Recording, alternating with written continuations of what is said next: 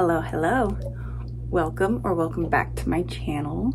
If you're new here, my name is Megan, and today we are going to review my October reads as well as do my November TBR. And let's start with the books that I read in October. Alrighty, so in the month of October, I read a total of 8 books, and I believe all of them, aside from one, were on my Vampathon TBR. I had such a fun time reading a variety of books that kind of had that like fall-y, spooky, cozy vibe, I guess. So to start off the month, I finished off Haunted Ever After by Jen DeLuca. This is a romance taking place in Florida about a girl moving to a small town, buying a haunted house, and falling for the coffee cafe owner. It was really cute. I rated it a 4-star. I had a good old time reading this. It was really, really cute. I absolutely loved our couple. And yeah, in all honesty, like, it was really cute, and I loved the haunted twist in it. That was fun. Up next, I read Rebecca by Daphne du Maurier. This was the October book club pick, and I rated it a 2-star. I annotated it for the sake of club, and in all honesty, it was a 2-star.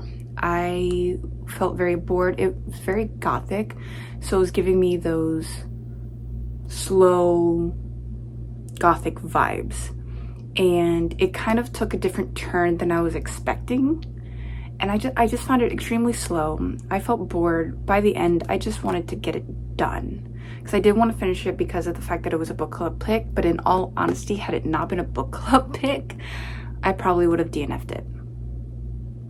And the only reason I picked it up was because it was a book club pick. I had never heard of this before book club, but I gave it a go. But I also felt that it was a little too long. There was some stuff that went on here that I just felt wasn't needed, and I feel that made it go even longer.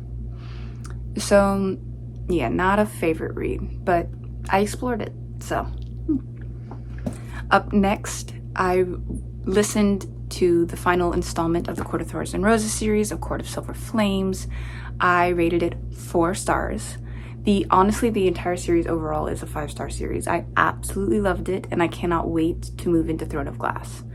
Because that's now the only Sarah J. Maas universe that I have not started yet. I did read Assassin's Blade a number of months ago over the summer, but I haven't actually started the rest. Yes, I did read Assassin's Blade first, but I was thoroughly excited to finally finish A Court of Thorns and Roses series, and it was really good. I loved how we had the change of pace, the change of like focus, and I really did enjoy Nesta and Cassian's story. And I've been hearing the rumors about number 6 coming out, and so I'm super excited to see what happens, because of course, if you know how this book ends, I could see how there could be more books coming. So I'm really glad to hear that another book is coming, and I'm super excited. So then after that, I finished the Shepherd King series by reading 2 Twisted Crowns. I rated it 5 stars. It was absolutely incredible. 2 Twisted Crowns and One Dark Window is a duology titled The Shepherd King, written by Rachel Gillig. I absolutely loved it. This had me in like a chokehold. It was utterly fantastic, and I absolutely loved it, and I highly, highly, highly recommend this duology. I had a good old time with it. So I can't speak more on this. And of course, I'm not going to give too many details, only because it was a sequel. But this was very interesting, very enticing, I was very involved. I loved it. Mwah.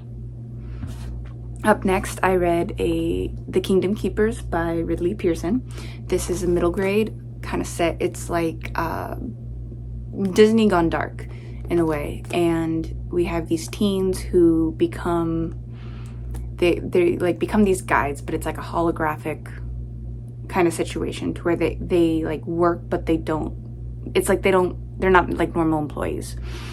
And they come across the situation of coming across Magic Kingdom at night. And there's a ton of stuff that happens, and they have to solve there's a mystery going on that they have to solve. And it's just like a bunch of these kids coming together to solve a mystery. It was really cute, and I loved the twist on Disney, being a Disney fan. It was absolutely so fun to read. I do have the other 2 books, but I'm in no rush to read the series. It was recommended to me, and I was very excited to read it, and it was very cute. It was very nice and quick. And then after that, I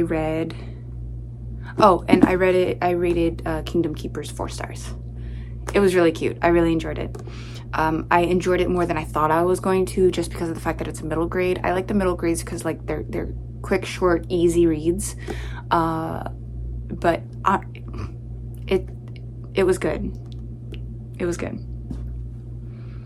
Up next, I read If We Were Villains by M.L. Rio. Thoroughly enjoyed this. Incredible. Had me on the edge of my seat. 5-star read. Yes, yes, yes. October honestly was a really good reading month for me. Like, the books were absolutely incredible.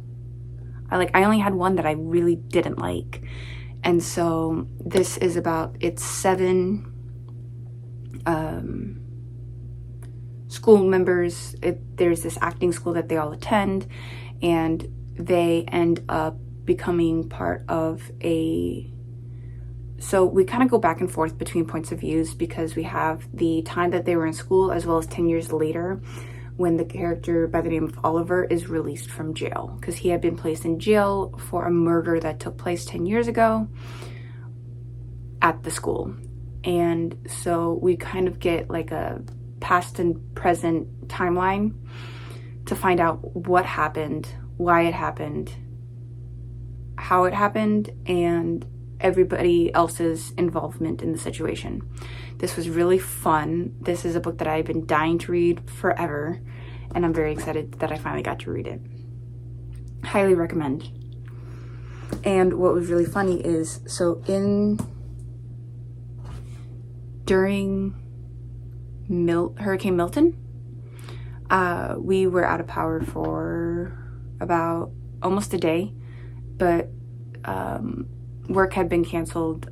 We didn't have school for like the last half of that week, so I was literally home reading for like 5 days straight.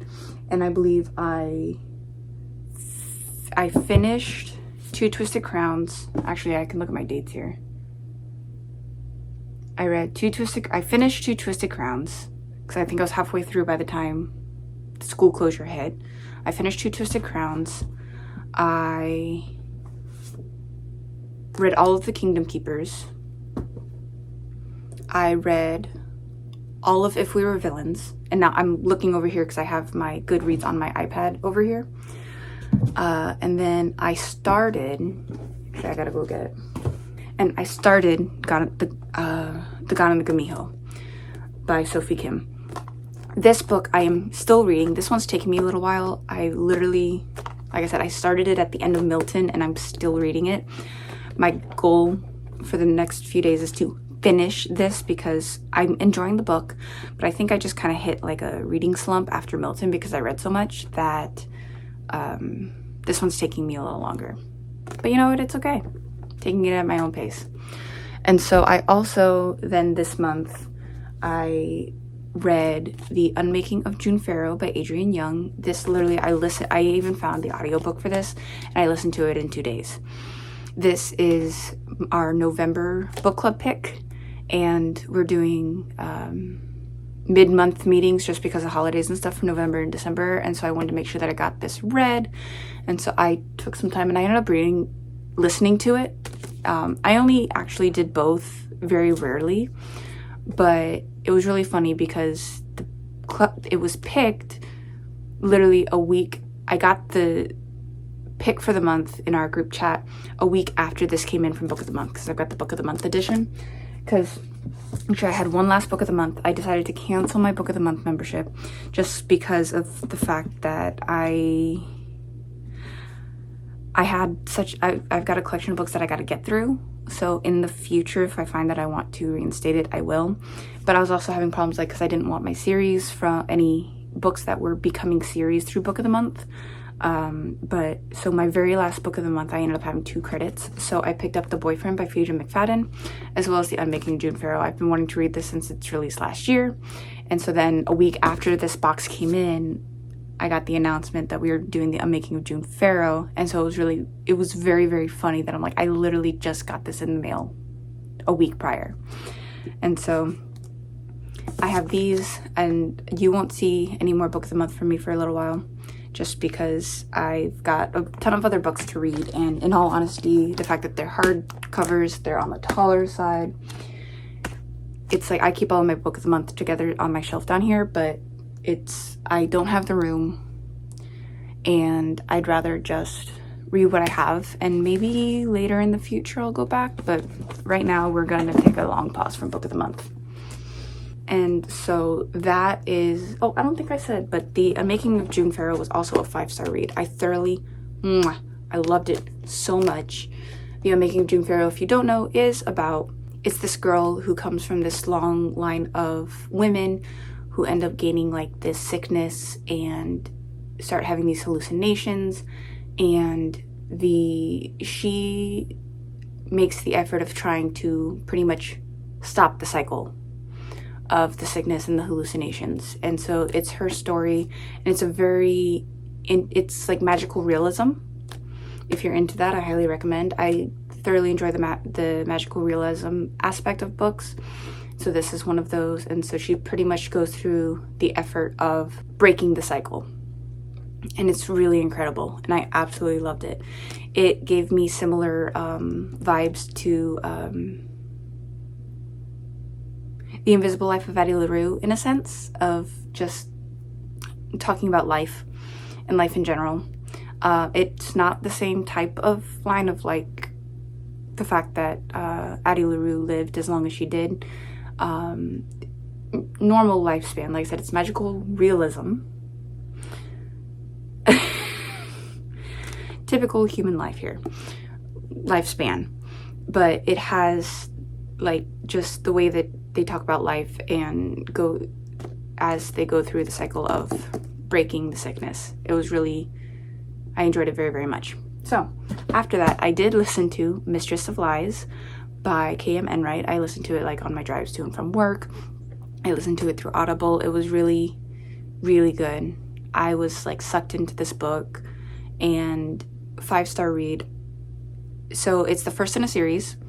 Also, it was only recently released, so we're not going to get the second one for a while. But this one was about, like, they talk about vampires, but I don't think they actually called themselves vampires outright, but it's pretty much a lot of blood magic and a little bit of relationships, like, we can start seeing. And honestly, a lot of, like, there was a plot twist in there that I, like, it's, like, later in the book when you start seeing it coming, but it's, like, it was absolutely incredible, edge of my seat.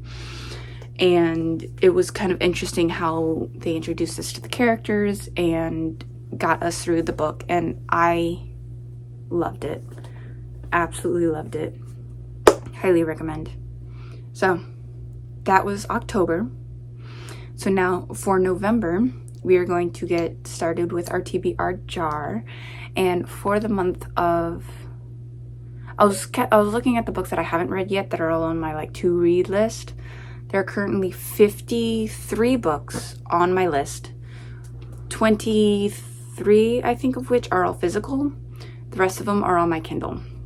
And so most of my physical books are, I have a few like romance and fantasy back here that are unread, but actually most of my physically unread are actually literary fiction.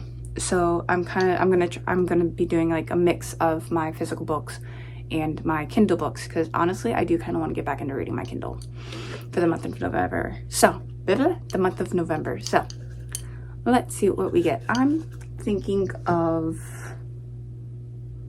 let's do 8. I feel like I average about 7 books a month. So I feel like 8 prompts is good. Let's do it and see what we get. Oh, I'm sitting on the floor. I should do this up here for you guys. Ah, I had it. There it is. Like, I want this one. Again, if you have never seen a TBR video with me before, the colors mean absolutely nothing. Absolutely nothing. I love colors. And so the colors mean absolutely nothing. Because I've got a collection. This collection is all prompts. I've got another collection hiding out somewhere of just book titles. And I actually have to update that now since I stopped using them a few months ago. And so we're going to go prompts, but the colors mean nothing. I just do it for the fun, for the aesthetic, for the look of it. It looks so pretty. So, first prompt. Let's see. A book you bought because you liked the cover. Ooh. This one's hard because a lot of the books, I know a lot of my recent purchases, I know that I bought because I liked the synopsis. Let me look through my Goodreads real quick to see if there was any that I bought purely for the cover. Oh, actually, you know what I bought for the cover? I have 2 options. I've got 2 options. I have Demon Copperhead by Barbara Kingsolver. This is the Barnes & Noble exclusive edition, for which I bought it because it was colorful. I will post the original cover here so that way you can see the difference. It's kind of like a modern twist on David Copperfield. And so it piqued once I read the synopsis, it did pique my interest. Also, by the way, I have not read David Copperfield, but it's like a modern twist. And I loved the way that sounded. But I also bought it because, like, look at this. Such a rainbow cover, especially compared to the original. The second one that I bought because of the cover. Now, mind you, I've been wanting to read the series forever, but Barnes & Noble did an exclusive edition of the series. And if you saw my October TBR, you would have seen this already, but Kingdom of the Wicked by Carrie Maniscalco. This is the Barnes & Noble exclusive edition. I will put the original cover here so that you can see it. This was another one that I finally broke down and bought the entire series. I have the other 2 books right here because of the covers, because of the colors. It's like, it became absolutely gorgeous. Here's Kingdom of the Cursed and Kingdom of the Feared. I'm like, hello? And like, they're beautiful. I've been looking into, like I said, I've been wanting to read the series, but there was something about the Barnes & Noble exclusive editions that were absolutely stunning that made me buy it. So, the problem is, which one do I want to read? Because we've got litfic and fantasy. Like I said, most of my unread physical books are in the litfic category.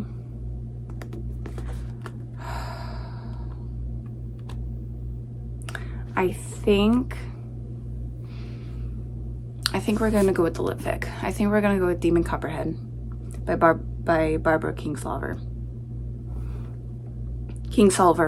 Oh, I'm so sorry, Barbara. Again, like most other book talkers, can't have problems pronouncing names.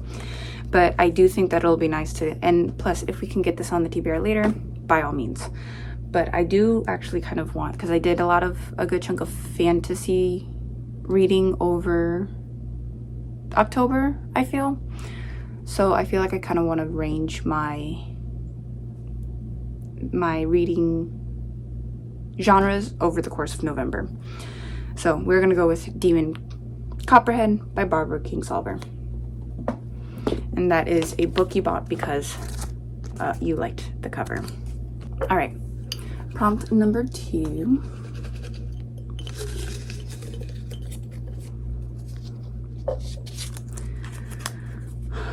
A book with the person on the cover. Okay. person, I know I have a few physical books, and of course I automatically want to look at my shelves. So the ones that come to my mind, we have The Island of the Sea Women by Lisa C. This is a pure literary fiction that I just kind of found online, and it sounded interesting. I've never seen this book before, but I liked it. Another one is a middle grade, is The Ruby Code by Jessica Corey. We had a book fair recently, so I picked up 3 middle grades, and this was one.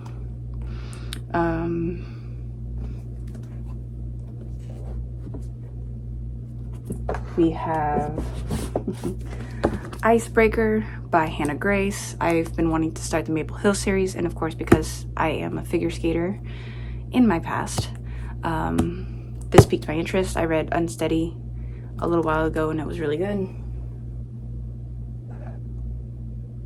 I think, Long Live Evil has a person on it. This was a recent purchase. I have a lot of books that have a person on it. Do I have any Kindle books with people on it? I have Fallen Fate by Indigo Lee. Got House of Gold by... I've got a lot of books with people on the cover. I have Madly Deeply. I have my Alan Rickman, The Diaries of Alan Rickman. Oh my goodness. So many. I don't want to read that one. I can wait on that one. Okay, so I feel like I'm gonna have to do a physical one for this one just because I have so many. I think we're gonna go Madly Deeply. We're gonna go the Diaries of Alan Rickman by... who put it together? I don't remember who put it together, but it's like all of his from the years of... Found the other bookmark. I was looking for this bookmark. I forgot that I started this. I got 14 pages in, then I stopped. I've been looking for this bookmark. Found it, but I'll pick up where I left off only because it's just a bunch of diary entries. But it starts from 1993 and goes all the way to 2015. I think it literally goes to a few, because he died I think in 2016, so I think it's like the tail end of 2015, right before he died, that this goes to. This literally goes until December 12th, 2015. So I think he died early 2016 if I recall. So we will put that one for a book with a person on the cover, because I've been meaning to read this. The other thing that I like about this is the internal here has it's like his actual, Alan Rickman's actual writing from some of his entries. It's absolutely beautiful. I love it. But like I said, I've been meaning to read this. I got this for Christmas last year, and I haven't, like I said, I only picked it up. I'm only 14 pages in. I need to read this. I really, really do. I loved Alan Rickman. I loved him as Professor Snape. He was good in Die Hard. He is such a good actor, and it's like I need to read it. I need to read up on, some of them have actual entries, some of them are little blips. We're gonna do that. I'm gonna stop there. We're gonna read it. Prompt number 3. The shaking does nothing. It's just fun. And I like choosing different colors because it's fun. Okay, a book that starts with a random letter. All right, let's pull up random number generator. Okay, we're gonna, letter generator. Haha, we're not doing numbers. No. Here we go. Here's our letter. We're only looking for one letter. And the blue one is generate a random letter. Let's see. G. Let's take a look-see. Let's look. Do I have any G's? H, G. Okay. Looking at my Goodreads, just so that way you see, I do not have any G's. I go from F to H. So, new letter. Let's generate. J H I J. Again, we have I's and we go to K's. So, new letter. We'll get there, guys. H. Did I just say that I had H's? I do. I have 1, 2, 3. I technically have 4, but I've got 2 H's that are the same series because I've got the Hunting Adelaide duology, which is hunting and haunting. So I would have to read. So technically we have got 3 options. We have Haunting Adeline. I said Adelaide earlier, didn't I? Haunting Adeline and Hunting Adelaide. Adeline. My goodness, that's a hard name. So I've got Haunting Adeline, Hello by H.D. Carlton. I have Hello Stranger by Catherine Center, and I've got House of Gold by C.T. Ruizi. That one's a science fiction that looked interesting, so I picked it up. Okay. I think we're gonna go with Hello Stranger by Catherine Center because, in all honesty, I've actually been wanting to pick this up. I thought about it. I'm like, you know what? I've been wanting to pick up Hello Stranger because I did read The Bodyguard. It was fine. I graded it 3 stars, and I know that she's got the new the rom-comers that just came out, and so but this one has like piqued my interest, and it's like I want to read it.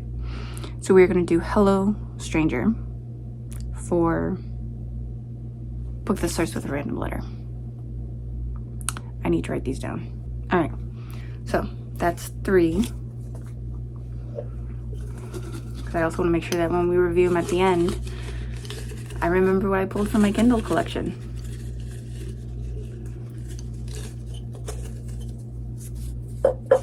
Alrighty.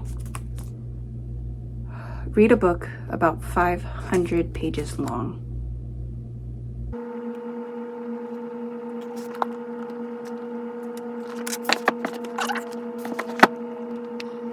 I think Alan Rickman is like over 500 pages, but of course I already picked him. Oh, he's not. Oh my goodness. Hold on. Gotta go to Goodreads for this one. Because I don't have any physical books that are 500 or longer.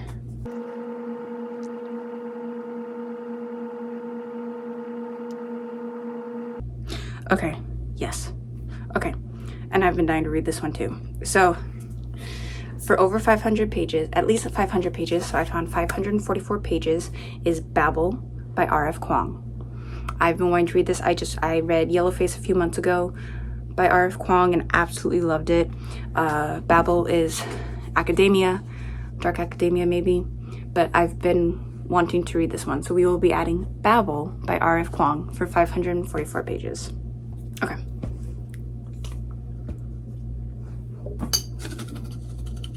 It's just fun, again. Alrighty. Let's see. Oh, where are we at? Oh, we're halfway through. We've got 4 prompts. Here's number 5. Read a library book. Lovely. So I actually just went to the library the other day. Actually, I could do this audioly too. I could read a library book audioly. It's like there's something about the physical books there, but because it makes me want to go to the library and pick one up.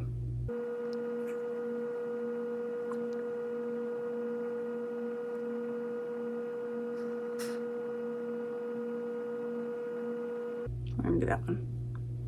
So we are going to pick up The Wren in the Holly Library. I'll pick it up as an audiobook, which is how I'm currently finding it on Libby. The synopsis of this one reads, can you love the dark when you know when it hides? Oh, when you know what it hides. Ooh. Some things aren't supposed to exist outside of our imagination. 13 years ago, monsters emerged from the shadows and plunged Kiersey's world into a cataclysmic war of near-total destruction. The New York City she knew so well collapsed practically overnight. In the wake of the carnage, the monster treaty was created, a truce of sorts. But tonight, Kiersey, a gifted and fearless thief, will break that treaty. She'll enter the Holly Library not knowing it's the home of a monster. He's charming, quietly alluring, terrifying, but he knows talent when he sees it. It's just a matter of finding her prize. Now she's locked in a dangerous bargain with a creature unlike any other. She'll sacrifice her freedom. She'll offer her skills. Together, they'll put their own futures at risk. But he's been playing a game across centuries, and once she joins in, there will be no escape. That sounds incredible. And it also sounds like it's the first of a series, too, I think. But we're going to borrow that. So that is now in my library for when, because I'm actually listening to the Pumpkin Spice Cafe. And so once I finish the Pumpkin Spice Cafe, I'll jump into the Wren and the Holly library. So there is my library book. And the Wren and the Holly library is by K.A. Lind. I don't know if it's Lind or Lindy. Sometimes you pronounce the E, sometimes you don't. So that's 5 books. Let's go for number 6.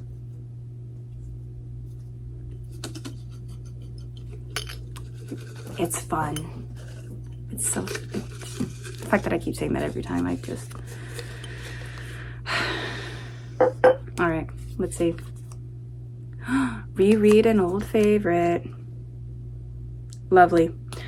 Just not even a thought. We're gonna plug in Harry Potter and the Chamber of Secrets. I read The Sorcerer's Stone a while back. I listened to it. And so now we're gonna jump into number 2. Harry Potter and the Sorcerer's Stone. Nope, that was number 1. Harry Potter and the Chamber of Secrets. That is an old favorite of mine because I've been dying to reread the series and just done. Not even thought. I mean, not even a second thought. Like, Harry Potter and the... Now, I will admit, The Chamber of Secrets is my least favorite of the Harry Potter series, but at the same time, it's the next in the series. But Harry Potter as a whole is one of my favorite series from growing up. And the Chamber of Secrets. Lovely.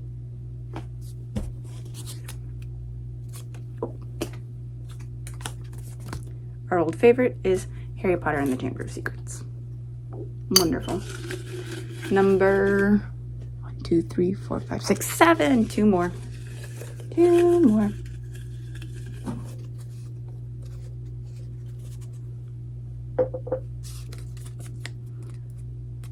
A book that ends in an odd number of pages. I want to read one of my new middle grades. I want to put a middle grade on my list, so let's take a look. I pulled out the Ruby Code earlier.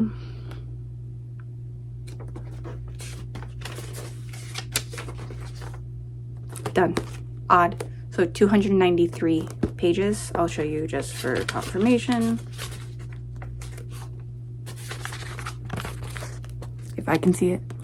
293 pages is the Ruby Code. It's a little middle grade that I picked up from my latest book fair at school.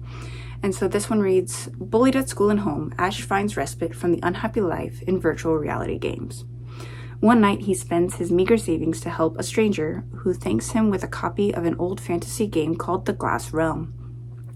While exploring the game, Ash meets a seemingly humble shopkeeper named Ruby. But from the start, Ruby seems different from the other townsfolk, especially when she and Ash stumbles across an in-game quest designed not for the player, but for Ruby to solve. When Ruby begins developing powerful abilities that can rewrite the very code of the game, they realize she is far more than a pre-programmed side character. Following the quest for her in the Glass Realm, the pair discover that Ruby is a sentient AI who's been hidden inside the game. Ruby's developer originally built her as a super weapon, then stole her from his employers and hid her away, hoping to keep her safe. The safety vanishes when Ash and Ruby are targeted by the powerful shadow organization that funded her development. Caught in a deadly game that blurs the lines between real and virtual, Ash and Ruby must flee for their lives. If they lose the game, they might just doom the world. That sounds incredible. That sounds incredible. Like I said, it's 293 pages. It's extremely short because it's also middle grade. I'm so excited. Done. 1, 2, 3, 4, 5, 6, 7. Last one, guys. Kind of want to go for a red. Why? Don't know. Just cause. Alright, our last prompt is a book with a colorful cover.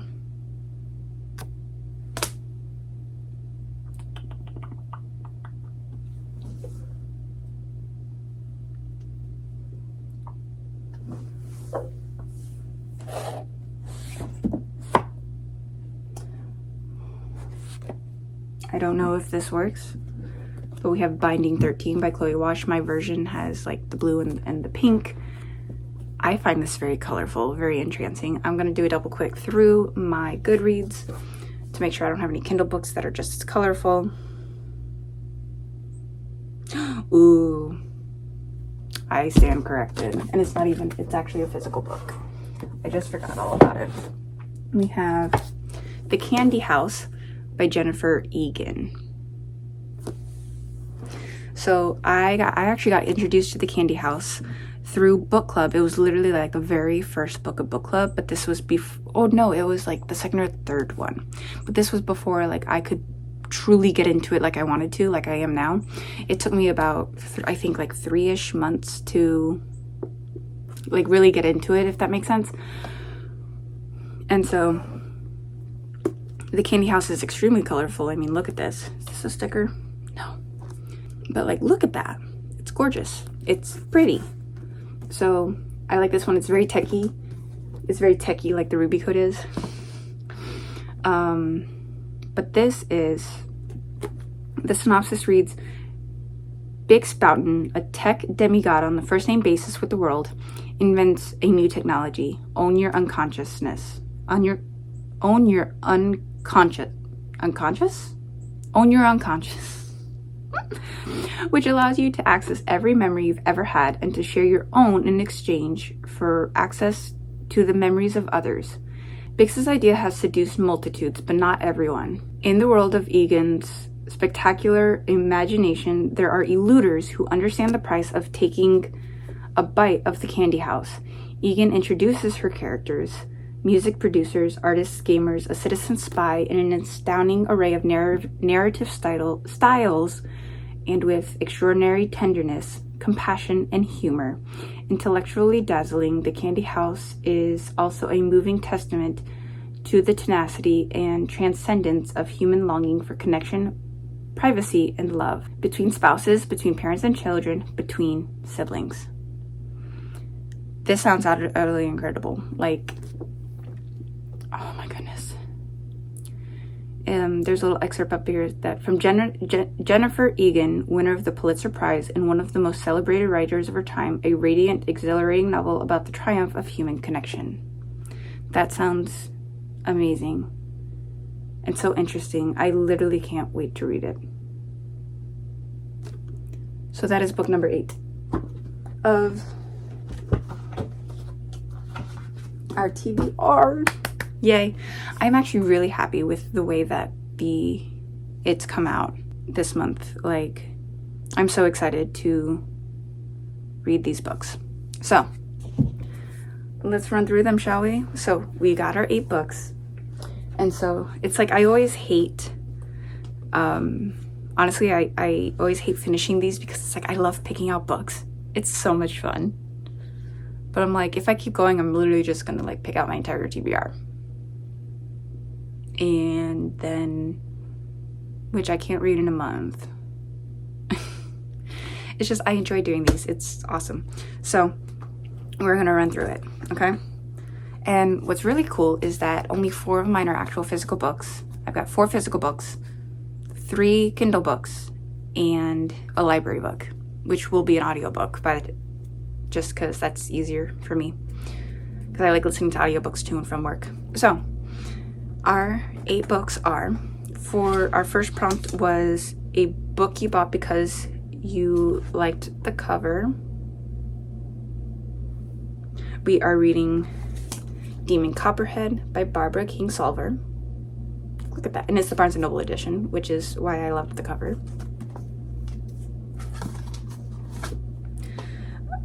We have, for a book with a person on the cover, we have Madly Deeply, The Diaries of Alan Rickman. And then we have, for a book that starts with a random letter. Our random letter was H, and I picked Hello Stranger by Catherine Center. And then I think this one was next, yeah. Read a book at least 500 pages long, and sitting at 544 pages is Babel by R.F. Kuang. For read a library book, we have The Wren in the Holly Library by K.A. Lind. And then for reread an old favorite, we have Harry Potter and the Chamber of Secrets. For next is a book that ends with an odd number of pages. We have The Ruby Code by Jessica Corey, which is 293 pages. And then finally, for a book with a colorful cover, oops, my fingers get out of the way, we have The Candy House by Jennifer Egan. So that is our lovely November TBR. Thank you for joining me for this month's TBR. I'm so excited to get started with reading it. Please go check out the rest of my YouTube videos. I also have an Instagram as well as a TikTok now. And so thank you so much for joining me. Have a wonderful time. And remember to love yourself. And honestly, that I just had the thought of RuPaul's quote of, if you can't love yourself, how in the hell are you going to love anybody else? So, love yourself and love the ones around you. Have a wonderful day, guys. See you in the next video.